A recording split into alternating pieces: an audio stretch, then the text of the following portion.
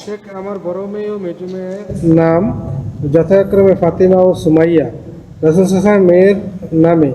আমার প্রশ্ন হচ্ছে, আমার ছোট মেয়ের নাম খাদিজা রাখা যাবে কি, যেহেতু উনি রাসূল সাল্লাল্লাহু আলাইহি ওয়াসাল্লামের স্ত্রী?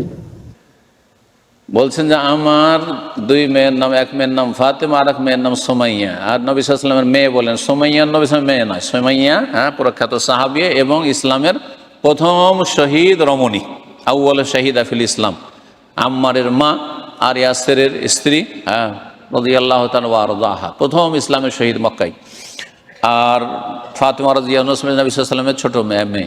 এখন ফাতেমা নাম রেখে দিয়েছে মেয়ের, আর এক মেয়ে ছোট এখন হয়েছে, তার নাম কি রাখতে পারবো আমি? খাদিজা। কোনো অসুবিধা নেই, তাতে কি অসুবিধা? মানে মা বেটি হয়ে গেল সেই জন্য মা মেয়ে, তার সাথে আপনার কিসের সম্পর্ক? নামটা জায়েজ হইলি হলো, নাম জায়েজ হলি হলো, নাম শরীয়ত সম্মত হইলি।